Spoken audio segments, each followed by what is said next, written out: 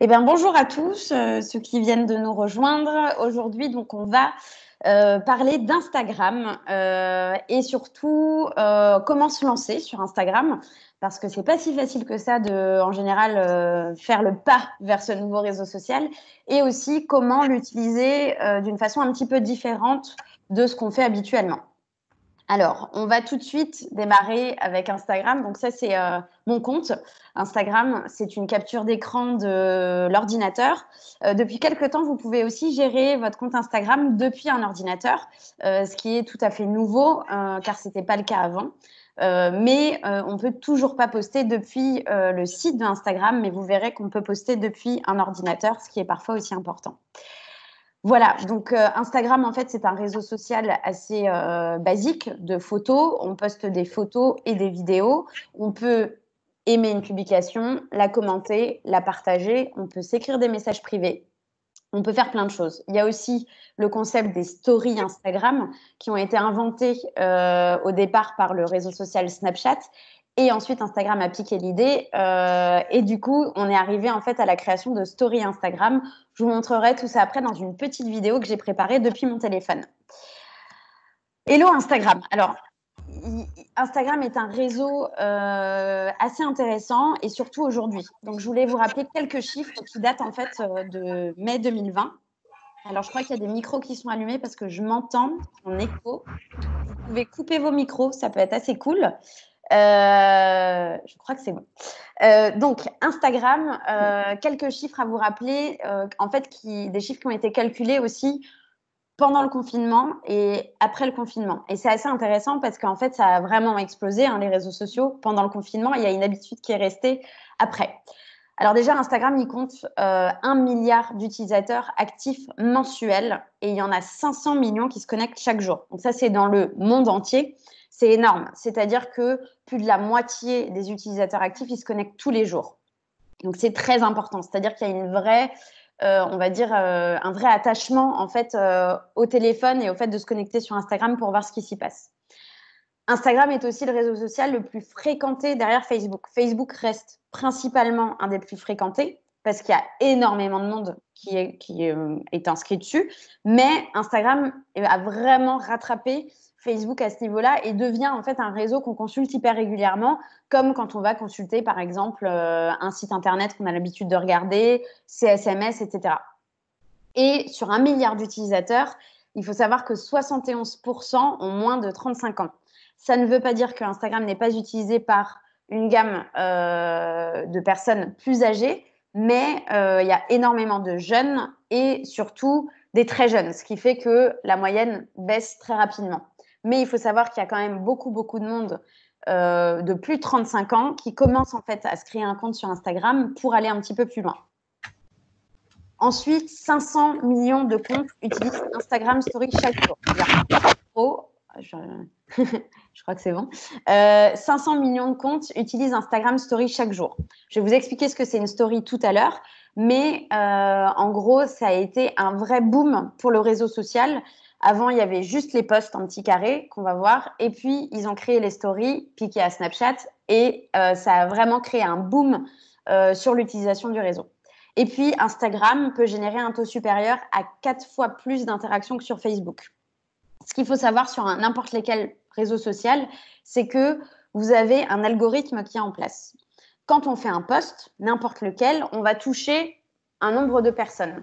C'est en fait créé par rapport à une sorte de, on va dire, des gens qui sont intéressés par votre réseau, mais aussi des gens en fait qui ont l'habitude de cliquer et de voir des publications comme celles que vous venez de poster. Du coup, Instagram et Facebook, par exemple, ont un algorithme assez poussé et va montrer votre publication à un groupe de personnes intéressées. On va dire, par exemple, que votre publication touche 1000 personnes. Ça, c'est le nombre de personnes touchées. Ensuite, ces personnes-là peuvent voir plusieurs fois votre publication. C'est ce qu'on appelle des impressions. Si on met les deux ensemble, ça veut dire qu'une personne, on va dire 1000 personnes touchées, ont vu 2000 fois la publication. C'est-à-dire qu'ils l'ont tous vu 2 fois. Et après, ils peuvent effectuer une action. Liker la publication, donc cliquer sur j'aime, commenter la publication, la partager. C'est le cas autant sur Facebook, que vous connaissez peut-être, que sur Instagram. Sur Instagram, par contre, quand on partage une publication, on la partage en message privé.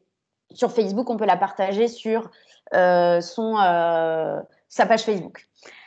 Et c'est vrai que Instagram génère beaucoup plus de likes, de commentaires et de partages que Facebook n'en génère. Et ça, c'est très intéressant parce que l'interaction, c'est aujourd'hui ce qu'on recherche absolument. C'est-à-dire que, en fait, maintenant, le nombre de fans, le nombre de followers, c'est toujours très intéressant, mais en fait, ça ne suffit plus. Ce qu'il faut, c'est créer de l'interaction, c'est-à-dire que les personnes aiment, commentent ou partagent vos publications. Et c'est ce qui va créer, en fait, de l'attachement, de la notoriété et éventuellement peut-être de la vente. On va voir ça tout à l'heure avec des exemples. Mais c'est vrai qu'aujourd'hui, il faut absolument créer de l'interaction. Et c'est très important parce que si vous touchez à chaque fois, par exemple, 100 personnes et que vous avez un like, ça veut dire qu'il y a un problème. Vous touchez du monde, mais les gens ne sont pas intéressés et ne font pas une action. Et c'est vers ça qu'on veut aller. Et c'est aujourd'hui, je vais vous montrer aujourd'hui d'ailleurs comment est-ce qu'on va en fait produire de l'interaction et donc engendrer de la notoriété sur Instagram. Alors, comment ça marche? Du coup, j'ai préparé une petite vidéo. Alors, je vais vous la mettre en plus grand. Hop. Donc, voilà.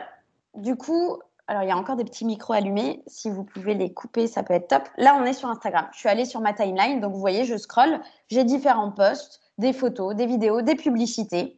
Voilà. C'est autant des gens que je suis que des publicités. Donc, voilà. Ici, je viens de cliquer sur une story. Donc, je tourne et j'ai plusieurs stories qui passent, donc de gens que je suis. Et tiens, là, il y a une publicité. Là, c'est de nouveau une personne que je suis. Voilà, donc il y a ces photos. Et hop, une publicité. Donc là, vous pouvez voir que c'est une publicité, donc monday.com. Je ne veux pas faire de la pub pour eux, mais ils me ciblent énormément en termes de publicité. Et du coup, vous pouvez voir qu'ici, il y a un mot s'inscrire en bas. Si je fais ça avec mon téléphone, j'arrive directement sur le site internet pour m'inscrire. Bien sûr, là, monday.com a payé pour mon action. Je peux aussi le faire naturellement et aller un petit peu plus loin. Donc, vous pouvez voir en haut, ici, c'est les stories. Ensuite, là, je peux en créer une. Donc là, c'est ce que j'ai fait. Je vous ai pris mon écran d'ordinateur en photo. Voilà, donc ça, c'est ma story. Et puis, en fait, j'ai différentes possibilités d'éléments que je peux rajouter. La position, mentionner une personne. Par exemple, ce que je pourrais faire, c'est mentionner CCI Alsace Eurométropole sur Instagram pour dire « je suis en live ». C'est d'ailleurs ce que j'ai fait. Mettre un hashtag, par exemple le hashtag Strasbourg, ça me permet en fait d'être dans le ratio de hashtag de Strasbourg. Si par exemple je fais une recherche, je vais vous montrer plus tard avec un hashtag, je peux regarder les stories en fonction. Il y a énormément d'autres fonctionnalités, comme vous pouvez le voir, repas à domicile, carte cadeau, contacte-moi, un challenge, des sondages, des questions, mettre de la musique, des gifs animés, etc. On peut faire beaucoup de choses. Ensuite, une fois que ma story est créée, je peux la partager dans ma story, je peux la partager à mes amis proches ou à d'autres personnes. Voilà. Du coup, je reviens sur ma timeline. Donc, vous pouvez voir là, j'ai différents posts que je peux liker, commenter et partager. Vous voyez le petit cœur, la petite bulle et la petite flèche. Et puis ici, je peux poster une photo. Et donc, je clique sur plus et j'arrive sur mes photos. Ensuite, je peux cliquer sur rechercher, la petite bulle, ça va assez vite. Hein. Et là, en fait, je peux rechercher. Donc, par exemple, j'avais cherché le hashtag Mulhouse, c'est cool. Du coup, voilà toutes les photos qui appartiennent à Mulhouse, c'est cool. Mais je peux aussi faire la recherche de Strasbourg. Donc, vous voyez, là, je vais taper mon petit hashtag, donc c'est le petit dièse, et je vais pouvoir faire une recherche avec, par exemple, différents mots-clés ou différents éléments. Là, je vais chercher le hashtag Strasbourg. Vous allez voir, il y en a plein. Et j'arrive sur ce hashtag-là, vous pouvez voir qu'il y a plus de 3 millions de publications.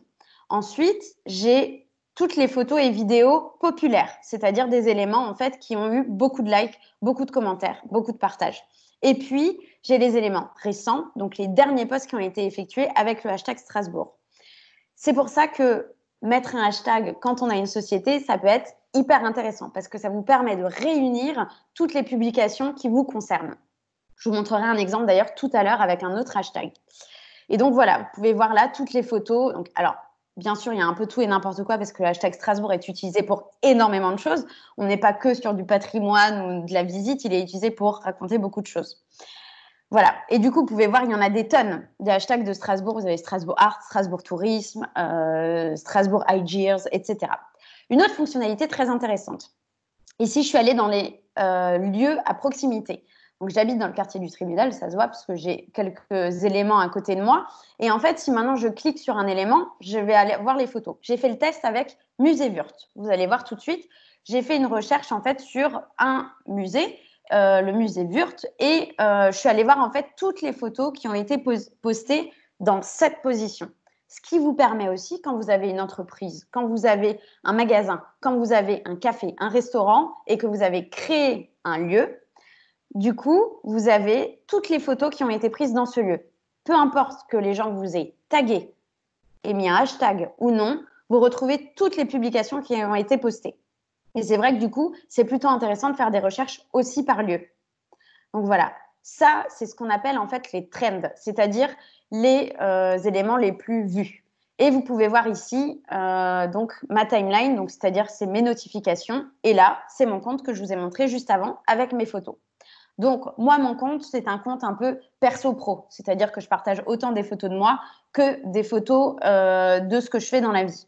Et puis, vous avez ici mes stories à la une qui sont très importantes. Donc, c'est tout ce qui est en haut qui vous permet en fait de, on va dire, garder des stories pendant plusieurs semaines, sachant qu'une story Instagram est, attention, à une durée uniquement de 24 heures. Mais on va voir ça tout de suite, puisque là, c'était une petite introduction de Hello Instagram.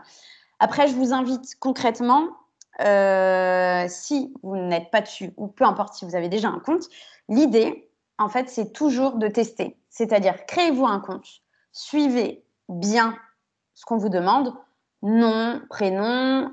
Si c'est une entreprise, vous créez un compte professionnel, vous rajoutez votre adresse mail, votre mot de passe, vous rajoutez une date de naissance, etc. Le basique. Ensuite, vous allez rajouter une photo de profil et éventuellement une petite description de biographie. Et puis, votre site internet, bien sûr. Voilà, une fois que vous avez fait tout ça, vous avez déjà juste à observer. Et c'est ça qui est important, c'est-à-dire que vous pouvez vraiment observer ce qui se passe sur Instagram sans avoir à poster. Ça vous permet déjà de voir comment ça fonctionne, de cliquer dans des endroits, etc. Ensuite, il faut savoir que Instagram est très utilisé depuis un téléphone.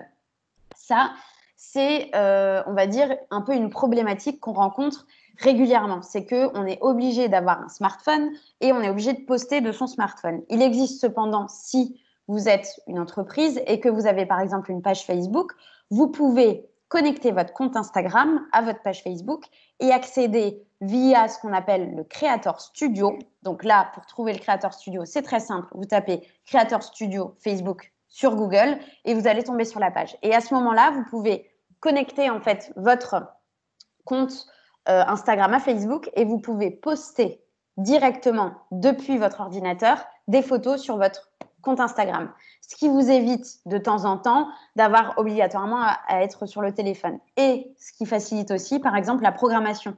C'est plutôt intéressant de pouvoir programmer ses posts au fur et à mesure plutôt que de poster chaque jour en se disant « Ah mince, j'ai oublié, il fallait que je poste sur Instagram ». Votre stratégie. Alors, votre stratégie, elle est justement à créer. Et aujourd'hui, les stratégies Instagram sont vraiment diverses et variées. On ne peut pas, on va dire, calquer une stratégie Instagram pour tout le monde. C'est pas possible. Mais il y a quand même quelques tips assez intéressants que je vais vous montrer. La première, faire un état des lieux. Il faut que vous vous demandiez qui vous êtes sur Instagram. Votre entreprise, vous, tout peut être complètement différent. C'est-à-dire que, en fait, ça permet vraiment de, on va dire, faire une sorte d'état des lieux. Et ça va vous permettre de choisir ce que vous allez poster. Par exemple, si vous êtes une entreprise, on va dire, de BTP, logiquement, on se dit qu'est-ce qu'une entreprise de BTP va faire sur Instagram? Il n'y a pas vraiment d'intérêt. Et pourtant, ça peut être un intérêt, c'est-à-dire que ça va créer de la notoriété autour de l'entreprise de BTP. Étant donné que, par exemple, si elle crée, imaginons, cette entreprise fait du béton, elle va peut-être pouvoir faire la promotion des différentes typologies de béton, comment est-ce qu'elle le crée, avec quoi elle le mélange, montrer la solidité des murs, etc. C'est sa stratégie. Effectivement, pas très vendeur sur Instagram quand on voit toutes les vidéos qui sont postées. Si je regarde maintenant sur mon compte que vous voyez là, je vais avoir beaucoup de, voilà, de gens, de patrimoine, de dessins, de pubs, voilà, de mode, etc. J'ai pas de BTP. Pourtant, je trouverais intéressant de pouvoir sélectionner, par exemple, une entreprise pour refaire ma maison directement sur Instagram. Et ça veut dire aussi être en avance. Il ne faut pas regarder ce que les autres font. Si vous commencez à vous dire, OK, tous mes concurrents, personne n'est sur Instagram, c'est pas la peine que j'y sois. En fait, c'est l'inverse qu'il faut se dire, c'est aucun de mes concurrents n'est sur Instagram, c'est le moment d'y aller parce que je peux me créer une nouvelle notoriété et peut-être toucher plus de monde. Ensuite, il faut toujours se demander si est-ce que la photo que je vais poster, la photo que je viens de prendre, si je la poste, est-ce que c'est intéressant? C'est-à-dire que peut-être que vous, ça va vous intéresser, mais est-ce que ça peut intéresser une autre audience? Et c'est là où il faut faire un petit travail de mise en scène. Vous ne pouvez pas juste poster une photo, par exemple, de votre sol et dire « mon sol ». Ça n'a pas vraiment de sens. Par contre, si vous postez une photo de votre sol, qui est du parquet, par exemple, et que vous vous dites « tiens, mon sol est hyper beau, j'aime bien ce parquet », et de montrer en fait les détails de ce parquet hyper particulier, ça peut être déjà plus intéressant. Montrer le détail, montrer le côté solide, montrer, par exemple, si vous avez un restaurant, vous pouvez montrer en fait ce que vous produisez. La food est très, très importante sur Instagram. Si vous avez un commerce, par exemple, de vêtements, vous pouvez montrer vos vêtements, les détails de vos vêtements. Par exemple, aujourd'hui, je porte une robe à pois, je pourrais faire une photo juste du côté pois et dire, voilà, nouvelle robe, on vient de rentrer, le pois revient à la mode, par exemple. Ça peut être un exemple, parmi tant d'autres. Mais il y a énormément de solutions. Par contre, la clé, c'est toujours de se poser la question, est-ce que ça peut intéresser quelqu'un d'autre et pas seulement vous? Important. Postez oui, mais postez bien. C'est super important. Il faut bien réfléchir avant de poster. Vous ne pouvez pas juste faire une photo et mettre salut, par exemple. Ça n'a pas de sens. Il faut prendre la photo, réfléchir au texte que vous allez mettre avec, réfléchir à qui vous pouvez taguer dans cette publication. Donc, taguer, c'est-à-dire mentionner quelqu'un. Je vais vous montrer un exemple. Sur mon téléphone, par exemple, j'ai posté une photo. Ici. Voilà. Donc, vous voyez, j'ai posté ma photo, vous l'avez vu avant. Et j'ai fait une mention avec un arrobase. Donc, j'ai mis arrobase, nom de la personne ou nom de la marque, etc. Cette personne-là va recevoir une notification comme quoi je l'ai mentionné, ce qui crée en fait du lien. Donc, ça, c'est important de se dire, tiens, moi, j'ai par exemple fait de la décoration, j'ai décoré toute une pièce. J'ai des meubles anciens, j'ai récupéré des meubles par exemple de Emmaüs et j'ai récupéré des meubles j'ai acheté des meubles chez Ikea, imaginons. Et ben je vais mentionner autant Ikea que Emmaüs et du coup eux vont recevoir une notification et peut-être qu'ils vont partager votre post chez eux et ça va créer de la notoriété pour votre société, imaginons. Et en fait, c'est toujours d'essayer de taguer. Par exemple, vous avez un café, vous faites du café, vous pouvez taguer la marque de café. Voilà, et elle va recevoir une notification. En fait, ça vous crée de la notoriété. C'est pour ça que c'est important de réfléchir à qui vous pouvez envoyer cette publication. Ensuite, la chose la plus importante, ce sont les hashtags. Instagram ne fonctionne pas sans hashtag. C'est important d'en mettre sur chaque publication. C'est vraiment hyper important. Même si vous en mettez qu'un, il faut au moins en mettre un pour être référencé parmi d'autres posts. Parce que ça va vous créer de la notoriété. Vous allez peut-être attirer, avec des hashtags, des personnes que vous n'auriez jamais attirées. Très important. Pour bien sélectionner ces hashtags, car c'est finalement assez important de le faire, il faut réfléchir à qu'est-ce que je poste. En fonction de ce que vous allez poster, vous allez déjà avoir des mots-clés. Si vous regardez l'image, vous vous dites, OK, voilà, je vends des bougies, j'ai posté différentes bougies. Il y en a une qui sent, par exemple, on va dire, l'huile de tiare, une autre qui va sentir la camomille, par exemple, une autre qui sent le jasmin, voilà. Du coup, vous pouvez déjà taguer ces trois mots-clés, jasmin, camomille et huile de tiare, imaginons. Ensuite, ce que vous pouvez faire aussi, c'est, bien sûr, c'est des bougies. Donc, mettre hashtag bougie. Ça paraît logique comme ça, mais c'est important de le rappeler. Et après, par exemple, ces bougies-là, vous les vendez dans un magasin situé à Colmar, OK ? Donc, vous allez mettre hashtag Colmar. Si la ville de Colmar a un hashtag spécifique à la ville, par exemple Colmar ma ville, je ne sais absolument pas si ça existe, il faudrait vérifier, mais vous pouvez mettre hashtag Colmar ma ville. Si vous avez un pendant pour attirer par exemple des touristes et que les touristes viennent régulièrement dans votre magasin et qu'en plus, il y a un micro, vous pouvez créer en fait un hashtag avec une vue de votre magasin. Votre magasin a une super vue de Colmar, et vous avez une super vue de Colmar depuis votre magasin, vous pouvez rajouter le hashtag peut-être de l'Office de tourisme de Colmar, et ainsi de suite, et même peut-être marquer l'Office de tourisme de Colmar. Et donc, ça va vous créer une sorte de notoriété. Ensuite, par exemple, il existe des hashtags un peu réguliers sur Instagram. Vous avez hashtag Mood of the Day, typiquement, c'est ce que vous ressentez. Donc, c'est important, par exemple, de surfer aussi sur ce type de hashtag. Mais on va démarrer doucement. L'idéal, c'est d'écrire une phrase qui explique ce que vous venez de poster. Des pavés, c'est pas très conseillé, surtout si vous êtes dans un concept de vente et de notoriété. N'écrivez pas trop de texte, écrivez simplement ce que vous venez de poster. Ensuite, vous postez des hashtags, très importants, les hashtags, et éventuellement, vous mentionnez d'autres comptes qui peuvent avoir un rapport avec ça. Après, il est aussi important de bien travailler la photo. Donc, vous savez, hashtag, on peut mettre des filtres sur les photos. C'est bien de ne pas en abuser, mais vous pouvez vous dire, tiens, je mets systématiquement le même filtre, comme ça me crée un univers un peu systématique. Mais ce n'est pas obligatoire. Ensuite, moi, je vous conseille vraiment de privilégier la photo carrée, même si vous pouvez maintenant mettre des photos en paysage, etc. Mais c'est important quand même de garder la photo carrée qui est un peu l'essence même de Instagram. Et ce qui est aussi cool, c'est que vous pouvez poster des vidéos. Alors, les vidéos que vous postez nativement, c'est-à-dire vous les uploadez depuis votre téléphone, vous pouvez les mettre entre 0 et 1 minute max. Si cette vidéo est plus longue, vous pouvez créer ce qu'on appelle une IGTV. IGTV, c'est une sorte de chaîne télé d'Instagram. Et vous pouvez retrouver plein de vidéos là-dessus. Les vidéos sur IGTV, il vaut mieux pas qu'elles soient en format paysage, mais plutôt qu'elles soient en format portrait. Donc, n'hésitez pas à le faire dans ce cas-là. Et puis, bien sûr, vous avez les stories Instagram et les stories à la une qui sont importantes.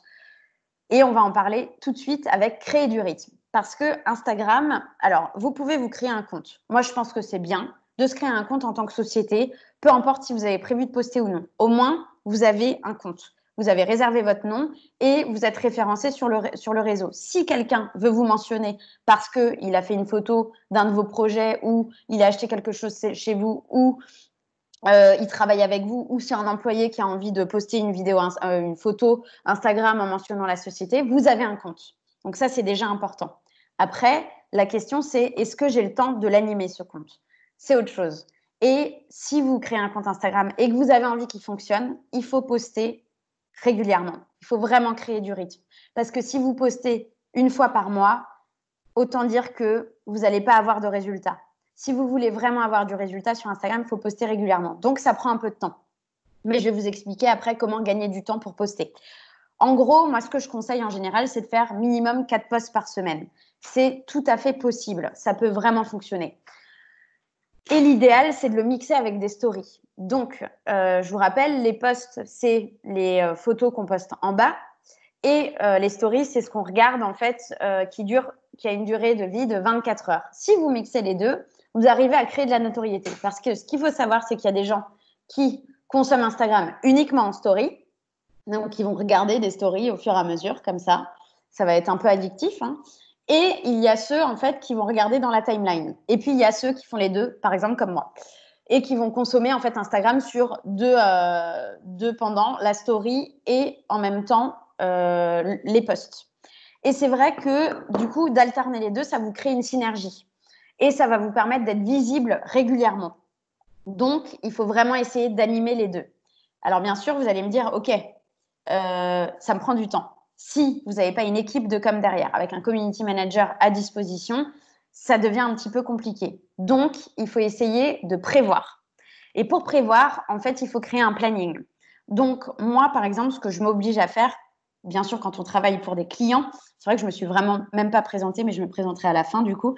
Quand on travaille pour des clients, en fait, l'idéal, c'est de créer un planning. C'est-à-dire qu'on va se dire lundi, on va faire un post sur ça. Mardi, on fait sur ça. Mercredi, on fait sur ça. Jeudi, on fait sur ça. Vendredi, on fait sur ça.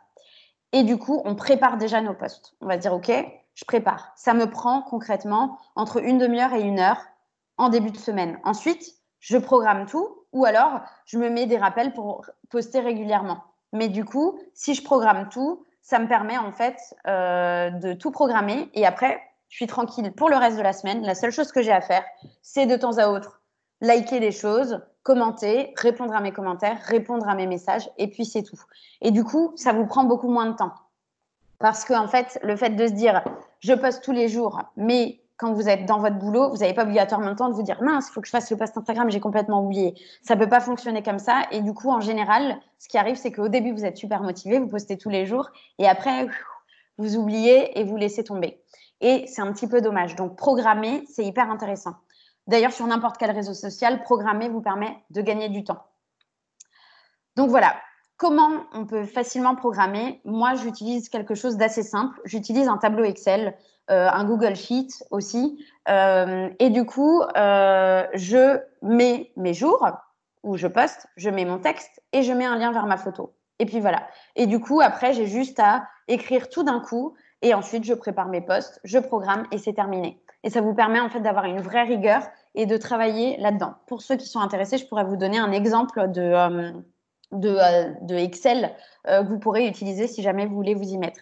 Il faut avoir une certaine rigueur et c'est d'ailleurs le cas sur n'importe quel réseau social, mais d'autant plus sur Instagram, car quand vous arrêtez de poster, en fait, vous perdez autant des followers que de la visibilité. Et du coup, même si vous avez, par exemple, 10 000 followers et que vous postez, on va dire, tous les 3 mois, vous allez mettre du temps à récupérer à chaque fois votre timeline.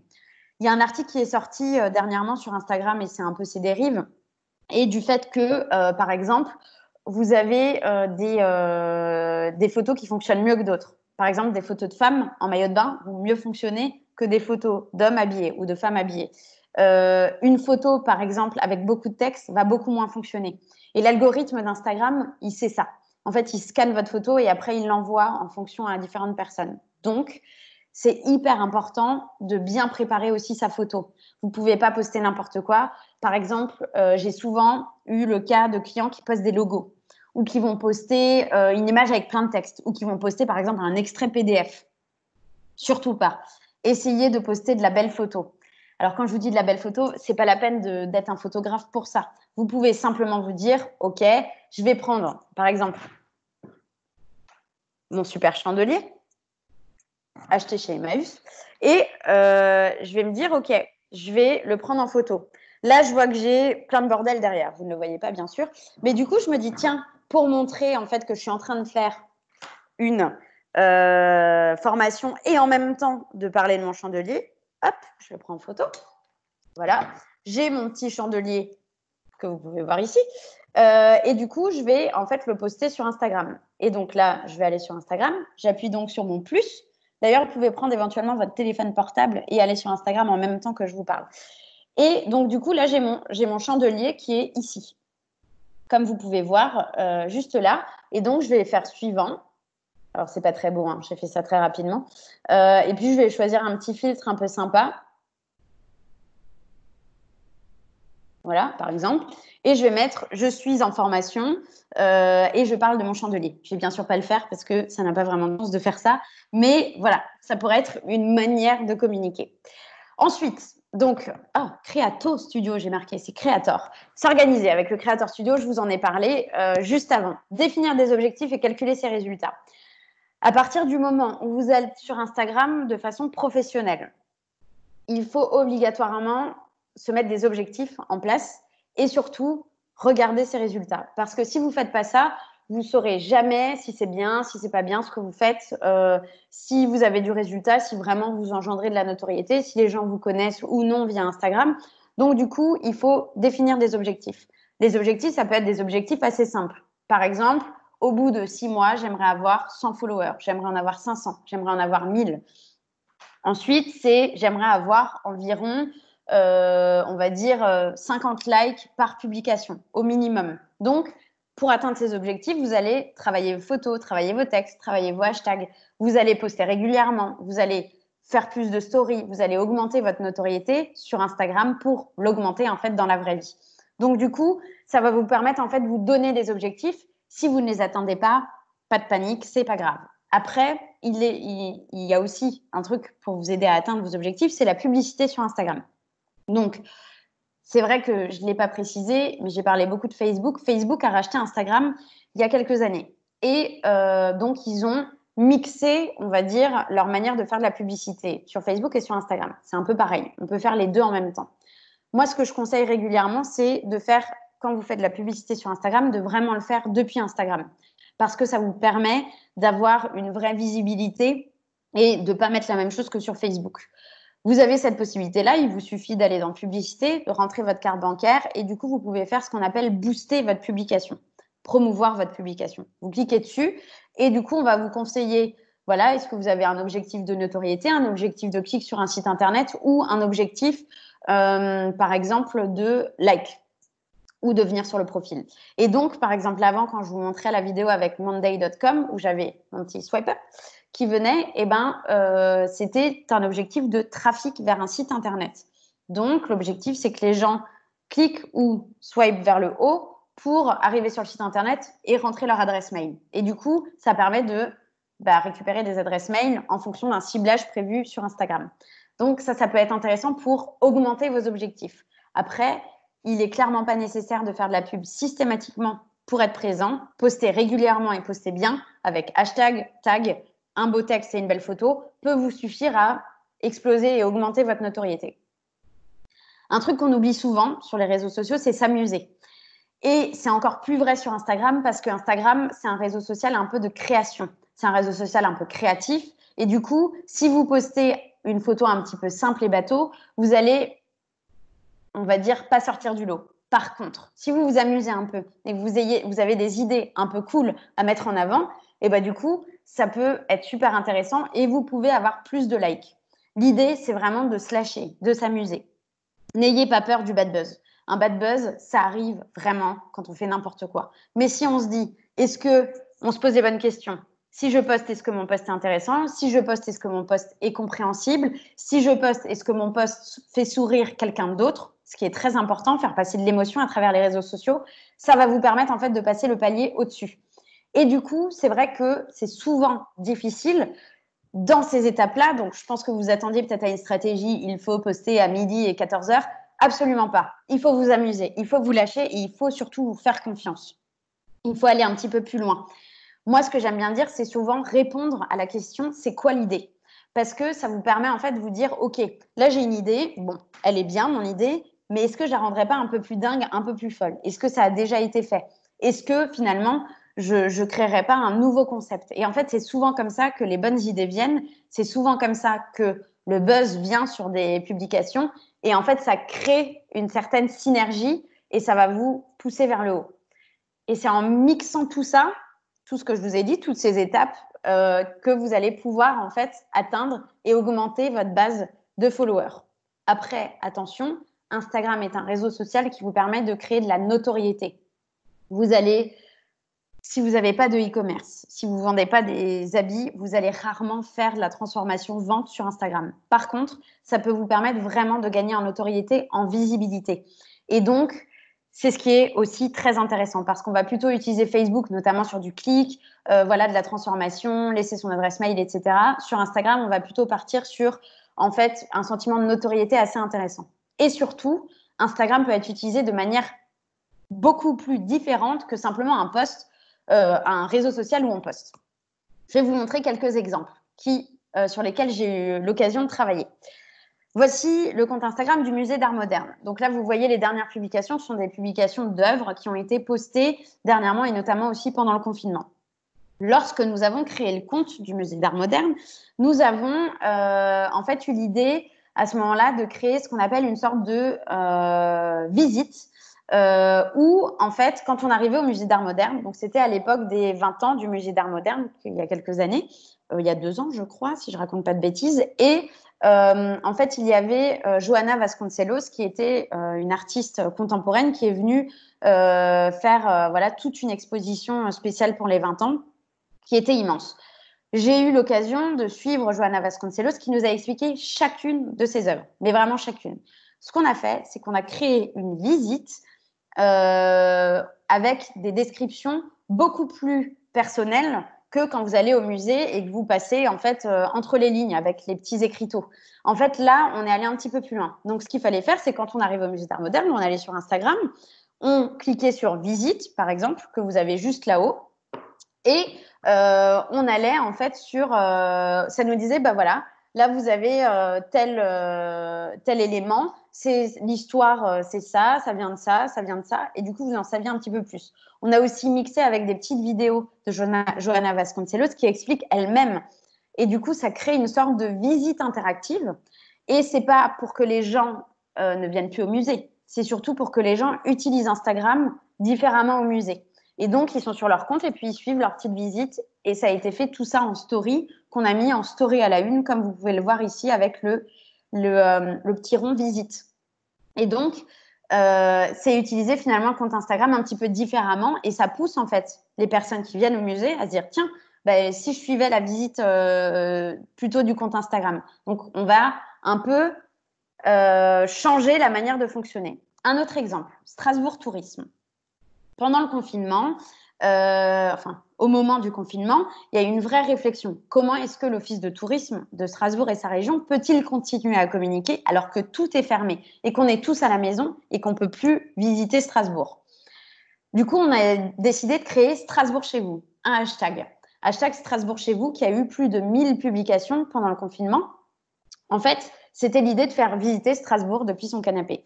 Donc, on a en fait demandé à des guides de la ville de Strasbourg de nous raconter des histoires. On a pioché dans toutes les archives photos qu'on avait et on a raconté Strasbourg chez vous.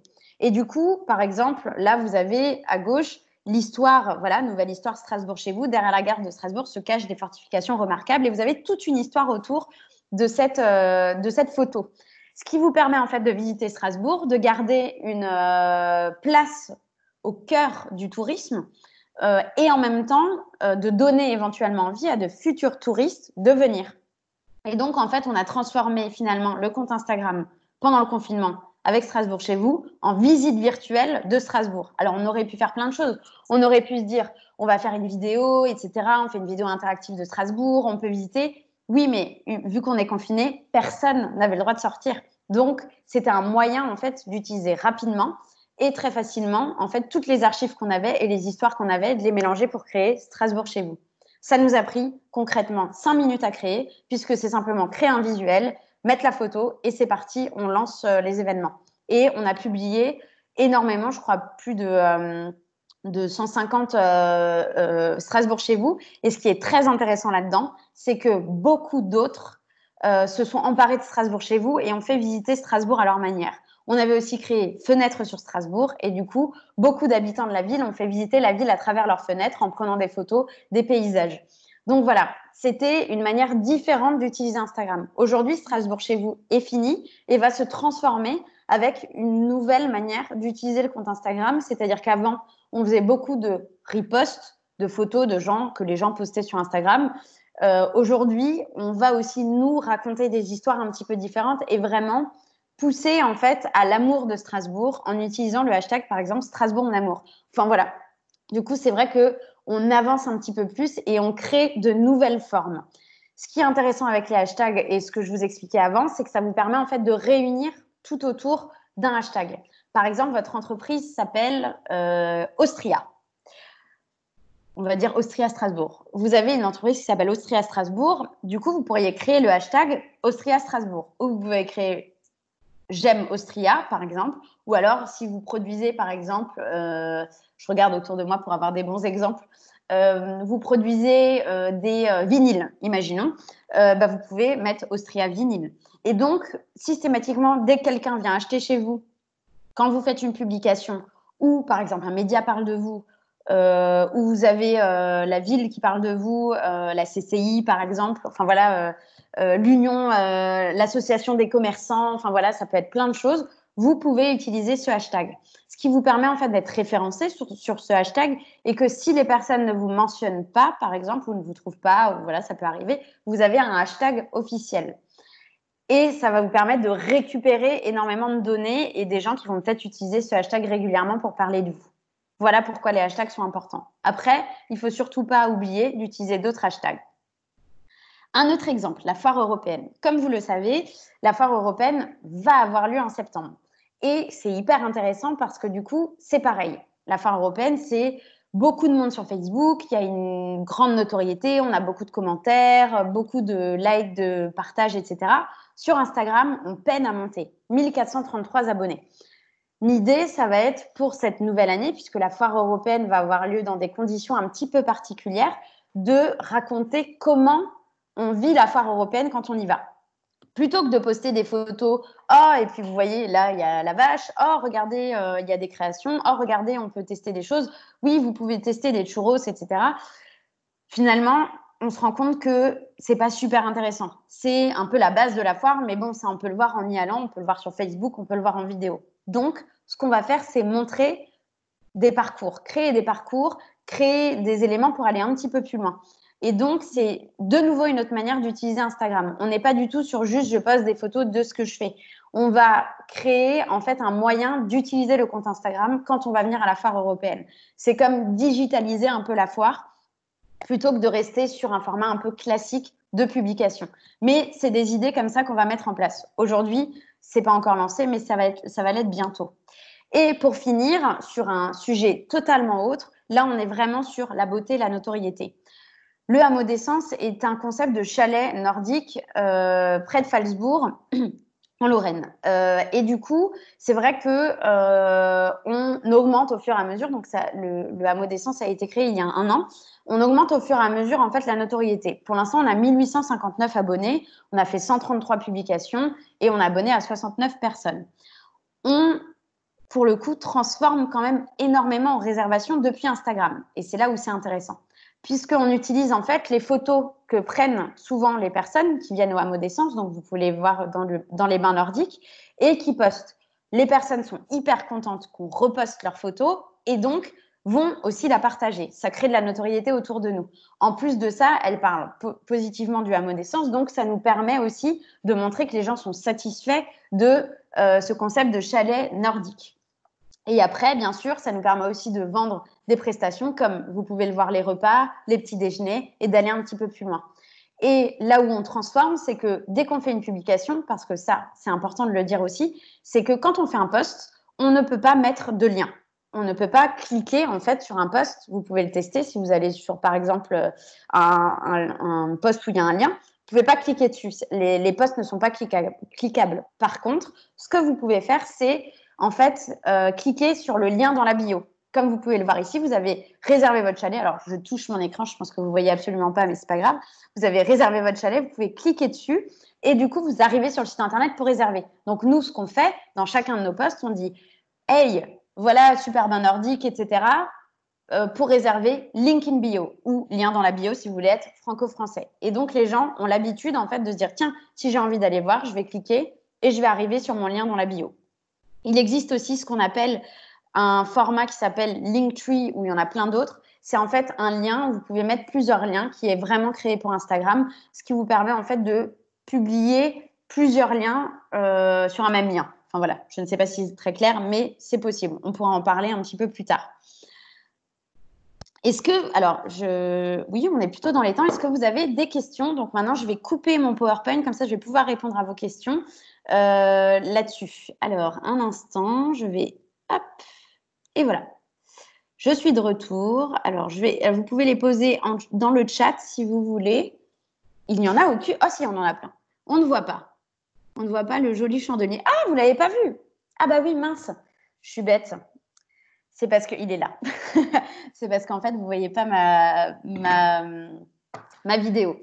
Des fois, j'oublie. Alors, première question. Alors, je vais remonter tout en haut. Désolée, hein, c'est un peu... Je crois que la première question est de Coralie. Alors, doit-on répondre à tous les comments, même les moins sympas? Le cas échéant, doit-on supprimer les posts à avis négatif? Alors, c'est vrai que typiquement, pour moi, de base, je dirais il faut toujours répondre et il ne faut jamais supprimer. Après, ça dépend quelle typologie de commentaires. Si c'est des commentaires haineux, vraiment, voilà, racistes, enfin tout ce qui en fait atteint vraiment la personne, je pense que ça mérite suppression et blocage. Après, moi, je suis vraiment pour toujours répondre, surtout quand on est une entreprise, je trouve que c'est très important. Ça permet aussi de valoriser, de se défendre. Il faut savoir se défendre, en fait, si vous avez une critique négative et que surtout elle n'est pas justifiée, il faut répondre et il faut être un petit peu virulent. Si c'est une critique négative qui est vraiment justifiée, qui est arrivée, pour moi, il faut absolument que vous puissiez, en fait, répondre parce que ça va vous revaloriser. Déjà, ça va plaire à la personne qui vous a mis un commentaire et en plus de ça, vous allez pouvoir donner une justification à cette problématique-là. Ensuite, vous pouvez toujours continuer la conversation en message privé, ce que je conseille régulièrement, mais c'est quand même important de le faire. Après, supprimer les posts, franchement, je vous avouerai que moi, je ne le ferai pas. Même si ça m'est déjà arrivé, mais plutôt d'un point de vue personnel. Je peux vous raconter l'histoire d'ailleurs. Pendant qu'on était confinés, j'ai fait 1 heure de vélo en fait, j'ai fait une story Instagram et il y a plein de gens qui m'ont dit c'est pas bien, il faut pas poster. Enfin voilà. Du coup, les gens étaient beaucoup énervés au début du confinement, donc j'ai supprimé ma story. J'ai regretté après parce que je me suis dit pour qui ils se prennent tous ces gens parce que finalement, j'étais dans mon heure de sortie, j'avais le droit de faire du vélo et j'avais surtout le droit de le filmer. Donc voilà. Bref, mais c'est, on va dire, pour moi, il vaut mieux poster, ne rien supprimer, et plutôt, en fait, aller un petit peu taquiner la personne qui vous a mentionné et qui a répondu en commentaire avec un commentaire négatif. Alors, préconisez-vous de suivre nos followers quand on est une entreprise? Alors oui, je pense que c'est important, mais il faut aussi que ce soit des followers qui peuvent vous intéresser. C'est-à-dire que c'est soit des partenaires, soit des très bons clients, soit des collègues. Ça, c'est important. Après, tout dépend aussi de l'entreprise dans laquelle vous travaillez. Parce que, par exemple, si vous êtes un restaurant ou un café, que vous avez des bons clients qui viennent régulièrement, ça peut être intéressant de les suivre. Parce que, du coup, ça leur montre votre attachement au fait qu'ils viennent régulièrement, etc. Ensuite, vous n'êtes pas du tout obligé de suivre systématiquement tous vos clients. Vous l'avez vu avec le hameau d'essence, en fait, on n'est absolument pas obligé de suivre tout le monde. On a suivi une grosse partie, on a suivi voilà, des partenaires, certains influenceurs, on est allé là-dedans, mais on n'a pas suivi tous nos followers parce que sinon, en fait, notre timeline, elle est remplie de choses qui ne nous intéressent pas. En plus, beaucoup de personnes ont quand même des comptes privés, donc ça veut dire qu'ils n'ont peut-être pas envie qu'une marque suive ce qu'ils font. Mais pour moi, c'est important de trouver un juste milieu. C'est-à-dire, dès qu'on vous suit, vous n'êtes pas obligé de suivre. Après, il y a des gens qui utilisent ce qu'on appelle le follow back, c'est-à-dire qu'en fait, ils vous suivent pour que vous les suiviez. Si ils vous suivent plus après ça parce que vous les avez pas suivis, franchement, c'est pas que ce serait pas des personnes qui vont de toute manière avoir une interaction avec ce que vous faites. Donc pour moi, c'est pas bon.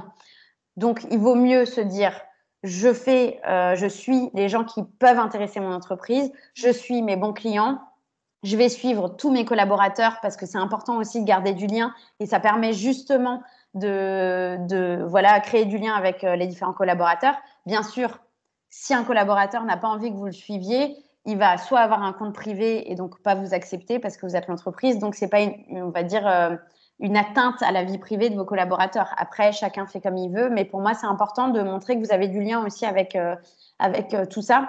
Suivre vos clients, voilà. Mais vous n'êtes pas obligé de suivre tout le monde qui vous suit. En tout cas, c'est ça. Préconisez-vous de suivre... Ah oui, je l'ai lu, du coup. Est-ce que c'est une bonne stratégie d'utiliser Instagram pour créer du contenu décalé par rapport à des posts plus professionnels? Alors, Fabrice, tout à fait.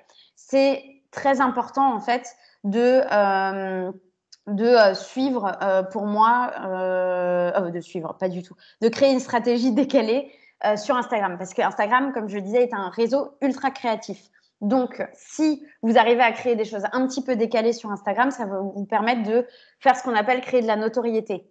Après, il est important quand même de se dire que vous pouvez aussi faire des posts un peu plus pro sur Instagram. C'est simplement que Instagram n'aime pas beaucoup le texte dans les images, donc ça c'est important de le savoir. Et il faut quand même que la photo elle soit jolie. Mais par exemple, ça peut être on va dire, si vous vendez ou vous avez une nouvelle offre que vous voulez mettre en avant, vous pouvez faire une story en écrivant tout un texte et en mettant en avant cette offre-là. c'est une possibilité. Mais moi, je prône le contenu un peu décalé, le côté vidéo, le côté photo, qui peut être hyper fun à utiliser. Et concrètement, vous n'avez absolument pas besoin d'avoir un appareil photo de dingue. Les téléphones fonctionnent très bien, même l'iPhone le plus débutant peut faire une photo très très correcte, l'iPhone ou le smartphone, hein, bien sûr, peut faire une photo très correcte à ce niveau-là. Donc, pour moi, c'est important, en tout cas, de le faire de façon un petit peu décalée. En plus, je pense que pour certaines entreprises, il n'y a pas le choix en fait de le faire. Par exemple, un restaurant pourra toujours poster sa photo de son plat, ça fonctionnera toujours. Mais par exemple, un restaurant pourra aussi mettre en avant, par exemple, son plat du jour ou par exemple sa carte de la semaine d'une façon un petit peu décalée. On peut aussi montrer, par exemple, justement comment ça se passe en cuisine. Ça peut être aussi typiquement, par exemple, quand vous envoyez des choses, une librairie, l'exemple, par exemple, un exemple de la librairie Kléber de Strasbourg, qui a lancé son compte Instagram il n'y a pas très longtemps. Il poste en fait les derniers livres et il poste aussi en fait les premiers qui viennent acheter les nouveaux livres qui viennent de sortir. Donc je trouve ça plutôt cool parce que en fait ça valorise l'auteur. Le livre est sorti, vous pouvez l'avoir en librairie. Et surtout, ça valorise aussi les clients, c'est-à-dire les clients qui acceptent de se faire prendre en photo avec le livre parce qu'ils sont hyper contents, ils sont venus à la première heure pour acheter leur livre. Et du coup, ça crée en fait du lien. Et c'est ça qui est important, en fait, c'est créer du lien. Aussi, une remarque très importante par rapport à ça, si vous faites du contenu décalé, surtout, essayez aussi de communiquer avec vos partenaires, avec vos clients, avec aussi d'autres sociétés peut-être avec qui vous pouvez créer du lien. Parce que ça va permettre en fait de créer des synergies un petit peu différentes. Et par exemple aussi, ça peut être intéressant de mentionner des entités comme la CCI, comme la ville de Strasbourg, comme l'attractivité de Strasbourg avec Europtimis par exemple, l'ADT. Enfin voilà, il y a énormément d'entités qui sont sur Instagram, des collectivités, le département, etc. Qui, en fait, avec lequel vous pouvez créer une relation et ils vont peut-être vous reposter. Et du coup, ça va en fait créer beaucoup plus de liens et ça va montrer en fait que vous existez. Ceux qui sont très forts sur les réseaux sociaux, par exemple, c'est Burger King qui fait souvent des allusions à McDonald's, etc. Ils sont très forts et ils avaient sorti justement pendant le confinement comment faire un Burger King à la maison. Donc, ils avaient mis tous les ingrédients qu'on peut trouver en supermarché. Ils ont posté ça sur Instagram. Ça a fait un carton. Tous les gens ont partagé la recette. Et du coup, ça, en fait, c'est sûr, ils n'ont pas vendu de burger. Ils n'ont pas pu créer un nouveau chiffre d'affaires. Par contre, tout le monde s'est jeté dans les magasins pour acheter les produits, pour se faire son propre Burger King à la maison, a pris une photo après pour l'envoyer à Burger King. Et surtout, en fait, tout le monde maintenant a vu Burger King. Et la prochaine fois qu'ils vont penser à manger un burger, ils vont penser Burger King. Donc voilà, du coup, c'est clairement on va dire, des stratégies qui sortent un petit peu de l'ordinaire. Et c'est ça qui peut créer un peu plus de synergie. Par exemple, j'ai travaillé à un moment donné pour une société qui crée, peut-être qu'elle est là d'ailleurs, Sylvie, qui crée des films plastiques. En fait, c'est les films qui emballent les cartons. Ils font aussi du film écologique, des machines pour emballer, etc. C'est une société d'emballage.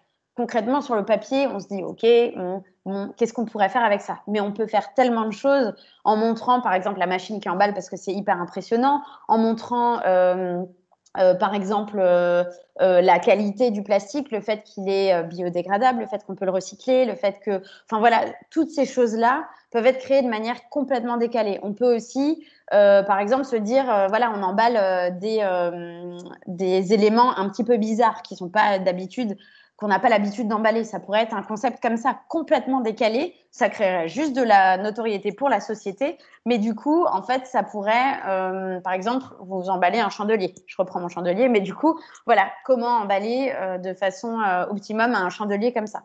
Imaginons. Du coup, si on arrive à emballer un chandelier comme ça, on peut emballer un carton assez classique. Enfin voilà, c'est un peu montrer ce côté décalé. Alors, peut-on partager une vidéo créée sur TikTok? Oui, bien sûr. En fait, il vous suffit d'enregistrer votre vidéo créée sur TikTok.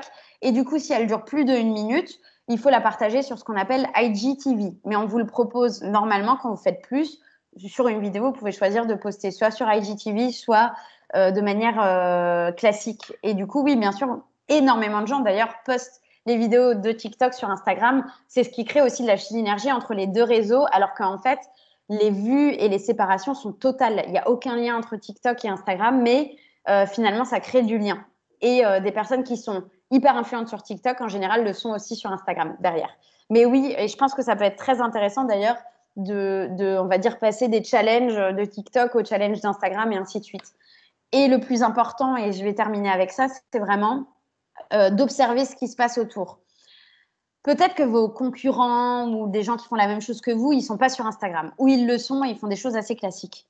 Moi, ce que je donne toujours comme conseil, c'est absolument pas de faire un benchmark autour de ses concurrents. C'est plutôt d'observer ce que font les autres de manière globale. Moi, je passe mon temps sur mon téléphone à regarder en fait des marques, des sociétés, des personnes lambda qui postent et de me dire tiens, ce format il est intéressant. Et du coup, je vais prendre ce format, je vais l'appliquer par exemple à la foire européenne, je vais l'appliquer au hameau d'essence. Et en fait, je vais faire des tests en me disant tiens, ce format il est très intéressant ou cette façon de poster ou cette idée-là. Et en fait, ça permet vraiment d'aller un petit peu plus loin. Voilà, donc je vous rappelle 2-3 trucs, amusez-vous. Ça, c'est le plus important. Il faut s'éclater sur Instagram. Si vous vous prenez trop au sérieux, vous n'allez jamais aller un petit peu plus haut. Donc, l'idée de Fabrice, vraiment, c'est on s'amuse, on va dans le côté un petit peu décalé. Il ne faut pas avoir peur de faire un bad buzz. Un bad buzz est créé vraiment si vous n'êtes pas posé la bonne question et si vous êtes dit ça plaît qu'à moi parce que ça me fait marrer, mais peut-être que ça ne fera pas marrer les autres. C'est comme ça qu'on crée un bad buzz. N'hésitez pas aussi à demander de temps à autre autour de vous si vous n'êtes pas sûr. Aussi, une fonctionnalité dont je ne vous ai pas parlé, vous avez la possibilité d'archiver les posts. C'est-à-dire que vous ne les supprimez pas, vous les cachez simplement, ils sont plus visibles. Et du coup, ça vous permet de garder les likes, les commentaires, les partages, le post en lui-même. Vous pouvez d'ailleurs le remettre en ligne, mais ça vous permet parfois aussi de créer, par exemple, une timeline où vous avez juste 3 posts. Si maintenant vous faites une OP spéciale, eh ben, vous pouvez poster 3 posts et c'est juste ces 3 posts-là qui sont disponibles. Enfin bref, il y a énormément de choses à créer sur Instagram. Maintenant, ce que je vous invite à faire, c'est créer votre compte. Allez-y, lancez-vous, créez votre compte et puis commencez à observer et puis faites peut-être un premier post. N'hésitez pas à me taguer. Mon compte Instagram, c'est Annabelle Bendel, assez simple, et aller un petit peu plus loin. Et pour finir, je vais juste me présenter. Je m'appelle Annabelle Bendel.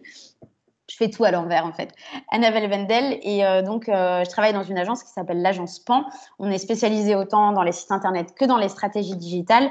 Et du coup, j'ai été ravie aujourd'hui de pouvoir vous expliquer un petit peu les prémices d'Instagram et comment commencer à l'utiliser. Donc, c'est vraiment le tout début. N'hésitez pas d'ailleurs si vous avez des questions même par après à les poser par ailleurs.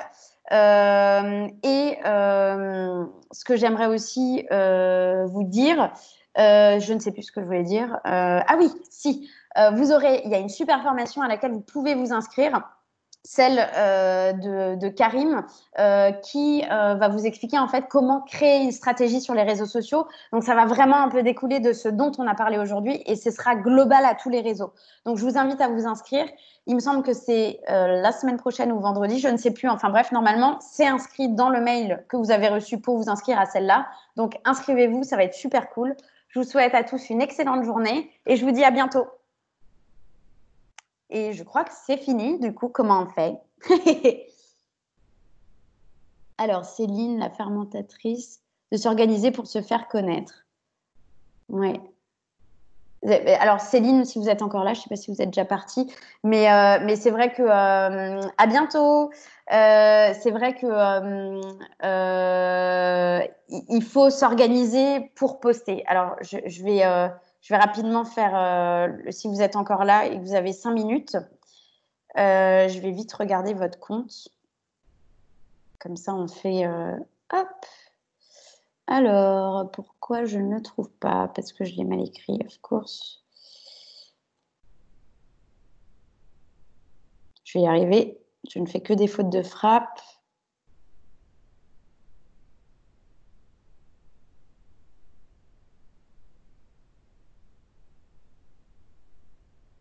Ah, une production de... Alors déjà, moi, la première question, c'est en arrivant sur votre compte, je ne sais pas obligatoirement ce que vous faites. Et surtout, je ne sais pas si dans votre production de légumes lactofermentés, vous les vendez pas. Est-ce que c'est une marque? Est-ce que Est-ce que vous avez un site internet? Comment est-ce que je fais pour en savoir plus? Enfin voilà, du coup, je pense que c'est intéressant de le mettre déjà.